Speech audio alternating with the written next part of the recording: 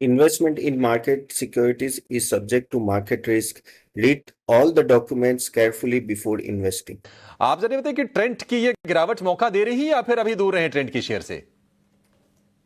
जी अभिषेक, ये मुझे तो ट्रेंड अच्छा ही लग रहा है। अगर आप जिस तरह से गिरावट है वो चाहे, क्योंकि वैल्यूएशन ना ऑलरेडी हाई था, तो एक तरह से ये गिरावट आपको एक मौका देगी नीचे के लेवल पे बाई करने के लिए। क्योंकि आप देखें तो जिस तरह से उनका वेस्ट साइड, जूडियो और बाकी सब ब्रांड नो जिस तरह से चल रहे हैं वो बहुत अच्छे चल रहे हैं। ऑलमोस्ट बातें चल रही है कि नो वो लोग ऑलमोस्ट 250 से ज्यादा वेस्ट साइड और नो 800 के ज्यादा जूडियो आउटलेट्स नो ये 25 में ही है, और आगे जाके 2032 तक 4000 से ज्यादा स्टोर वो नो करने वाले हैं। और ऊपर से अगर आप देखो तो उनके मार्जिन एक्सपांशन हो रहा है, जो पिछले क्वार्टरली रिजल्ट में भी देखा था। तो रिटेल बेंचमार्क अगर हम लोग कुछ भी बात करें तो ट्रेंड एक नंबर 1 है, और नो इनका बिजनेस मॉडल भी अच्छा है। और आगे जाके भी लग रहा है कि जिस तरह से ऑनलाइन सेल्स भी उनका बढ़ रहा है ना, तो 40% से ज्यादा ऑनलाइन सेल्स बढ़ेगा। तो ये सब पॉजिटिव, और जो मैनेजमेंट कम्युनिटी थी वो अच्छी है। हाँ, ये थोड़ा एक स्लैग पीरियड आया, वैल्यूएशन का कंफर्ट नहीं था, लेकिन बिजनेस मॉडल इंटैक्ट है। बिजनेस मॉडल में मुझे कुछ खास चेंज नहीं लग रहा है। तो ये यहां से नीचे मिलता है 5-10%, तो मैंने जो सुबह बोला मुझे तो अच्छा लग रहा है। यहां से नो एक्यूमुलेट कर सकते हैं लॉन्ग टर्म के लिए। टाटा पावर को लेकर एक व्यू चाहिए, और तपन जी आप जरा व्यू दीजिए। आप जरा बताइए टाटा पावर प्राइस के लिहाज से और वैल्यूएशन के लिहाज से क्या आपको सही दिख रहा है इस वक्त? पानो एक स्वीट स्पॉट पे अभी थोड़ा, क्योंकि अगर आप देखें ना कि जिस तरह से ईवी का, जिसे चार्जिंग स्टेशन की आप ये बात करें, इंडिया में सबसे ज्यादा वही लगा रही। इवन टाटा, सॉरी, जो सोलर इंस्टॉलेशन होता है रूफटॉप में, उसमें भी वो नंबर 1 है। तो मेरे हिसाब से इन सब सेट में धीरे धीरे वो अच्छी तरह से प्रोग्रेस कर रहे हैं, और वो लोग 2045 तक तो पूरा ग्रीन एनर्जी की बातें कर रहे हैं। 75,000 करोड़ का कुछ आगे जाके कैपेक्स भी आने वाला है। और मेरे हिसाब से जो रिन्यूअल में उनका 6 गीगावाट के आसपास जो उनका प्लान था, अभी ऑलरेडी कैपेसिटी वो बढ़ा के 20 गीगावाट की वो कैपेसिटी बढ़ा रहे। तो पूरा ना अपना विजन पूरा क्लियर है। और क्योंकि ये नो अच्छी तरह से डाइवर्सिफाइड है, चार्जिंग स्टेशन, सोलर और ईवी प्लस थर्मल, तो एक अच्छा मौका देता है। ये अगर आप स्टॉक देखें तो अपने हाई से ऑलरेडी आई थिंक 20% के आसपास है डाउन। तो मेरे हिसाब से अगर लंबी अवधि के लिए किसी को इन्वेस्ट करना, ये एक अच्छा खासा ना स्टॉक रह सकता है जो आपको डिसेंट रिटर्न देगा यहाँ से भी। तपन, ज़रा पेट्रोनेट एलएनजी के बारे में बताएंगे कि ऑयल एंड गैस सेगमेंट में यहाँ पे क्या स्टॉक पे इम्पोर्टेंट ट्रिगर आ रहा है?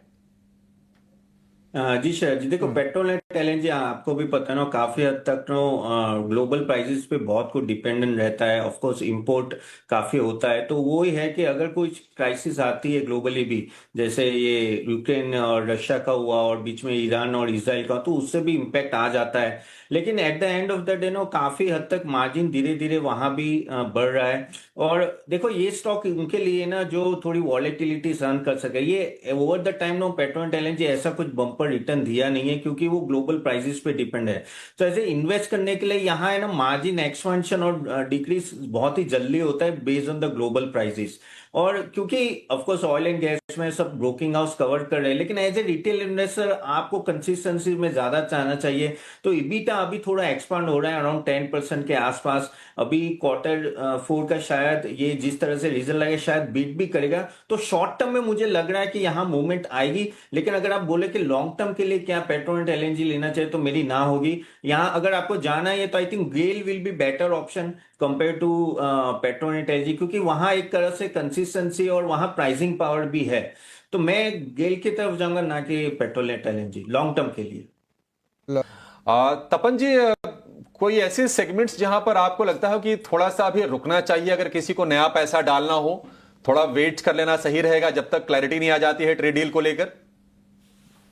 वेरी ऑफ कोर्स कुछ सेक्टर में जैसे आपने बताया ना, खास करके यहाँ केमिकल सेक्टर में, जैसे शरद ने बताया कि काफी अच्छा नो पीएलआई स्कीम का आ रहा है। तो वो एक मैं पहले सोच रहा था, लेकिन जिस तरह से आ रहा है तो वो वहां एक अच्छा खासा बढ़ेगा। लेकिन यहाँ मुझे आईटी सेक्टर एक ऐसा लग रहा है कि मैं थोड़ा कॉशियस रहूंगा, क्योंकि trade deal of course direct impact नहीं है, आईटी में डायरेक्ट इंपैक्ट नहीं है, लेकिन सेंटीमेंट इंपैक्ट आ जाता है। तो एक आईटी सेक्टर में यहाँ मैं थोड़ा ध्यान रखूंगा। प्लस और एक होता है ऑटो कंपनीज में। ऑटो इनसे आपको जैसे पता है कि नॉर्मली वहाँ काफी एक्सपोर्ट होता है, तो वो ऑटो एंसिलरी सेक्टर में जैसे भारत फोर्ज है, मदरसन सुमी, काफी हद तक एक्सपोर्ट वहां हो रहा है, तो वहां भी मुझे इम्पैक्ट लगेगा। प्लस जो एक्सपोर्ट करते हैं जैसे अपने Tata Motors and all that, तो वो भी वहां भी थोड़ा इम्पैक्ट ऑटो में दिखेगा। तो मुझे ये कुछ सेक्टर में लग रहा है कि आपको थोड़ा केयरफुल रहना चाहिए। आईटी, ऑटो एंसिलरी, खास उन दो सेक्टर में मैं खास थोड़ा कॉशियस रहूंगा।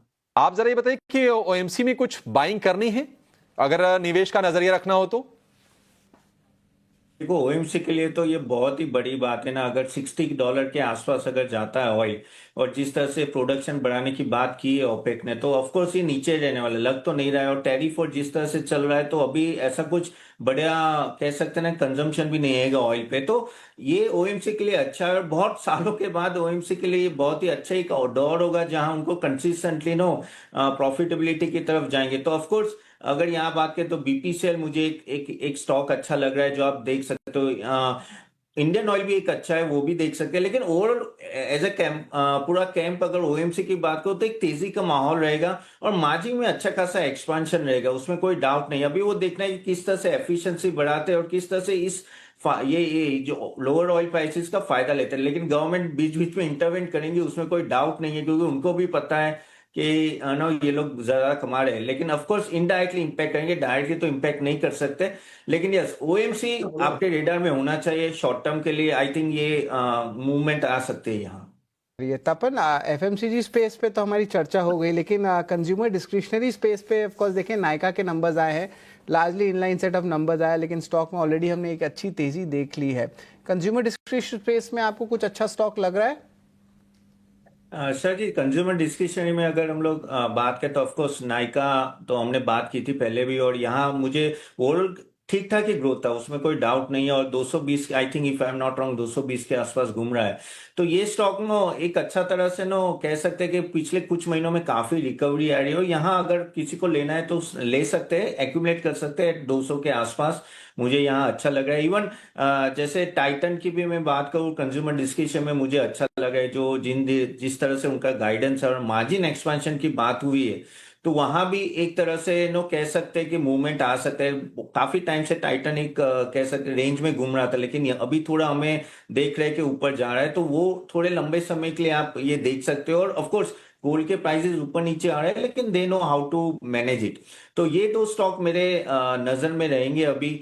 और अगर आगे जाके की बात करें, तो कंज्यूमर डिस्क्रिप्शन में देखो ग्रोथ रहेगा, क्योंकि जिस तरह से इन्फ्लेशन है, मॉनसून है, तो one has to keep in eye. और अगर हम लोग कंजम्पशन की भी बात करें, जुबिलियन जो आज जो न्यूज आई, जुबिलियन भी काफी टाइम से अगर कंजम्पशन में देखे ना, तो धीरे धीरे ऊपर आ रहा है।